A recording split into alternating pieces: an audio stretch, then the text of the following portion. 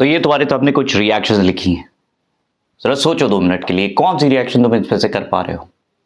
क्या सारी रिएक्शंस हो पा रही हैं? अगर हो पा रही वेल एंड गुड, बहुत ही अच्छी चीज है। लेकिन अगर मान लो इनमें से रिएक्शंस नहीं हो पा रही, खैर बहुत ही आसान सी रिएक्शंस हैं, क्योंकि टॉपिक ही हम लोगों ने कहा है कि क्रॉस एल्डोल का है, तो हमें यह समझना पड़ेगा क्रॉस एल्डोल होता क्यों है और क्यों करवाते हैं क्रॉस एल्डोल। क्रॉस एल्डोल की देखो, जो एल्डोल की कंडीशन है वो सबसे इंपॉर्टेंट ये है कि हमारे पास क्या होना चाहिए, अल्फा हाइड्रोजन। एल्डिहाइड कीटोन जिनमें अल्फा हाइड्रोजन है वो एल्डोल कंडेंसेशन देगा 100%। जिन एल्डिहाइड कीटोन में अल्फा हाइड्रोजन है वो एल्डोल कंडेंसेशन देगा ही देगा। सवाल ये है क्या तुम्हें ये पता है कि अल्फा हाइड्रोजन क्या होता है? तो देखो, फंक्शनल ग्रुप से डायरेक्टली अटैच्ड कार्बन को ढूंढो। जैसे मान लो फंक्शनल ग्रुप है, एल्डिहाइड है, कीटोन है, कार्बोक्सिलिक एसिड है, अमीन है, फिनॉल है, सॉरी अल्कोहल है, तो कोई भी फंक्शनल ग्रुप लो, फंक्शनल ग्रुप से डायरेक्टली अटैच्ड कार्बन को ढूंढ लो। अगर कार्बन को तुम ढूंढ ले गए तो फंक्शनल ग्रुप से जो डायरेक्टली अटैच्ड कार्बन होगा वो हमारा बिहेव करेगा एज अ अल्फा कार्बन। जैसे इस केस में ये हमारा अल्फा कार्बन है, अल्फा कार्बन। उस अल्फा कार्बन से जुड़े हुए जितने हाइड्रोजन हैं उन सबको बोल दिया जाता है अल्फा हाइड्रोजन, उन सबको अल्फा हाइड्रोजन बोला जाता है। अब ये 3 अल्फा हाइड्रोजन, जैसे इस केस में यहाँ पे देखो कीटोन हमारा मेन फंक्शनल ग्रुप है, उससे directly attach alpha carbon, total मिला के अल्फा हाइड्रोजन कितने हो गए? 6। अब जो दूसरी कंडीशन है एल्डोल की, वो तुम पाओगे एल्डोल कंडेंसेशन। कंडेंसेशन का मतलब 2 मॉलिक्यूल कंडेंस हो जाए, यही होता है एल्डोल कंडेंसेशन। अब एल्डोल कंडेंसेशन में जो दूसरी इंपॉर्टेंट, जैसे इस केस में हमने 2 मॉलिक्यूल पिक करें, हमेशा याद रखना एक molecule as an electrophile behave करेगा और एक मॉलिक्यूल एज अ न्यूक्लियोफाइल। ये इंपॉर्टेंट चीज है, ये नहीं जानते होगे तुम लोग, ये नहीं जानते होगे कि जो 2 मॉलिक्यूल्स हम एल्डोल कंडेंसेशन में लेकर चलते हैं उनमें से एक मॉलिक्यूल इलेक्ट्रोफाइल होता है, और इलेक्ट्रोफाइल को रिप्रेजेंट इस तरह से कर रहे हैं अपनी आसानी के लिए, और न्यूक्लियोफाइल को रिप्रेजेंट कर रहे हैं इस तरह से।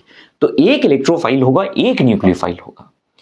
ये केस उस वक्त तक की तो समझ में आता है कि जैसे मान लो दोनों मॉलिक्यूल हैं तो हमारा प्रोडक्ट एक ही होगा, क्योंकि वही मॉलिक्यूल, एक मॉलिक्यूल बिहेव कर रहा है एज अ इलेक्ट्रोफाइल, एक मॉलिक्यूल बिहेव कर रहा है एज अ न्यूक्लियोफाइल। तो अगर ऐसे केसेस में जैसे एल्डोल का हमने प्रोडक्ट बना के रखा है, हम ऊपर की ओर दिए दे रहे हैं लिंक, वहां से देख लो। इसी तरह से एसीटोन के केस में मॉलिक्यूल सेम है, कोई डिफरेंट नहीं है, तो उस टाइम पे हमारा प्रोडक्ट जो आएगा वो सेम वही उसी तरह से, एक मॉलिक्यूल इनमें से एक बिहेव करेगा एज एन इलेक्ट्रोफाइल, एक बिहेव करेगा इलेक्ट्रोफाइल की तरह, एक इलेक्ट्रोफाइल एक न्यूक्लियोफाइल, तो हमारा प्रोडक्ट जो बनता है वो ये बन जाता है COH CH3 CH2 C double bond OH। जैसे इसकी सॉरी CH3, ये हमारे पास प्रोडक्ट बन गया।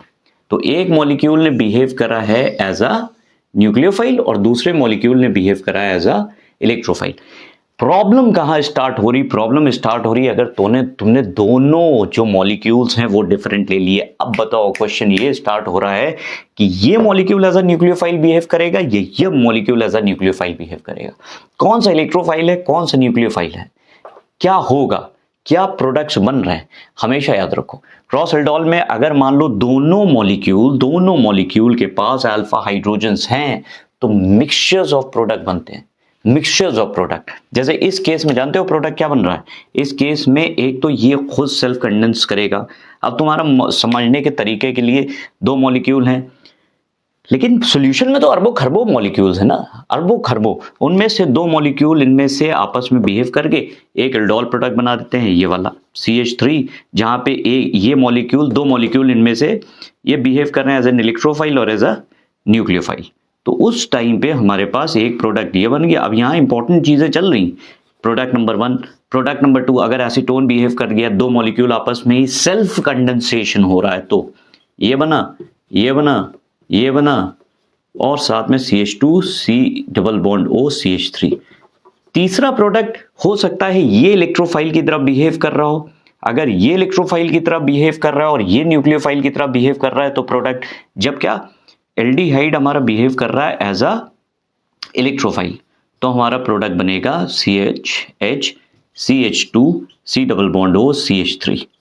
और जब हमारा बिहेव कर रहा है, ये एज अ न्यूक्लियोफाइल बिहेव कर रहा है और ये इलेक्ट्रोफाइल की तरह बिहेव कर रहा है, तो हमारा प्रोडक्ट जानते हो क्या बन रहा है? CH3 C double bond O CH3 CH2 C double bond OH। अब ये प्रॉब्लम जानते हो, प्रॉब्लम यही आ रही कि हमारे पास मिक्सचर्स मिल रहा है, इतने ढेर सारे प्रोडक्ट, तुम कैसे इनको अलग करोगे, अलग कैसे करोगे? तो प्रॉब्लम क्रॉस एल्डोल में ये आती है कि अगर मान लो दोनों मॉलिक्यूल के पास अल्फा हाइड्रोजन है तो प्रॉब्लम हमारी स्टार्ट हो जाती है क्रॉस एल्डोल के केस में। अगर दोनों मॉलिक्यूल के पास हमारे पास अल्फा हाइड्रोजन है तो हमेशा मिक्सचर ऑफ प्रोडक्ट बनेगा, और इसीलिए क्रॉस एल्डोल कंडेंसेशन में हम क्या लेकर चलते हैं, एक मॉलिक्यूल ऐसा लेकर चलो जिसके पास अल्फा हाइड्रोजन है, अल्फा हाइड्रोजन प्रेजेंट हो, और एक मॉलिक्यूल ऐसा लेकर चलो जिनमें अल्फा हाइड्रोजन एब्सेंट हो। अब तुम कहोगे यार इसमें अल्फा हाइड्रोजन है, हम कहेंगे नहीं है। कैसे भाई, ये हमारा फंक्शनल ग्रुप है, सी डबल बॉन्ड, वो जिस कार्बन से जुड़ा, यानी कि ये कार्बन, इस कार्बन की वैलेंसी 4 होती है, एक बॉन्ड ये बना हुआ है, एक बॉन्ड ये है, एक बॉन्ड ये है, एक बॉन्ड ये है, तो हाइड्रोजन तो रहा ही नहीं। तो यहां पे अल्फा हाइड्रोजन एब्सेंट है। तो ऐसे केस में हमेशा याद रखना क्रॉस एल्डोल के केसेस में, अब ये तुम ले सकते हो, फॉर्मेल्डिहाइड भी ले सकते हो। फॉर्मेल्डिहाइड के केस में भी, जैसे पहले एग्जांपल हम लोग इसको देखते हैं, तो इस केस में हमेशा ये बिहेव करता है, ये जिसके पास अल्फा हाइड्रोजन है एज अ न्यूक्लियोफाइल, और ये बिहेव करेगा एज अ इलेक्ट्रोफाइल। तो जो प्रोडक्ट बनता है वो एक ही होता है, मिक्सचर्स नहीं हो पाते, मिक्सचर्स बहुत कम हो जाते हैं। तो उस टाइम पे हमारे पास प्रोडक्ट जो बन रहा है, जानते हो क्या बन रहा है, ये बेंजल्डिहाइड एज एन इलेक्ट्रोफाइल है, ये कार्बन इसका, ये हमारे पास OH, क्योंकि हमने हाइड्रोलिसिस के नीचे दिखा देना हाइड्रोलिसिस हो रही है, तो ये डायरेक्ट प्रोडक्ट बन रहा है, ये हमारे पास प्रोडक्ट बना, और ये बना CH2 C double bond OH। अब ये जो प्रोसेस हुआ है, ये हो सकता है कुछ लोगों के ना समझ में आ रहा हो, तो एल्डोल कंडेंसेशन का ऊपर की ओर लिंक दे रहे हैं, देख लेना वहां पे। ये प्रोडक्ट बना, सेम यही प्रोडक्ट, देखो ये प्रोडक्ट बन रहा है। एक और, जहां हमेशा याद रखो क्रॉस में एक के पास अल्फा हाइड्रोजन होगा, एक के पास अल्फा हाइड्रोजन नहीं होगा।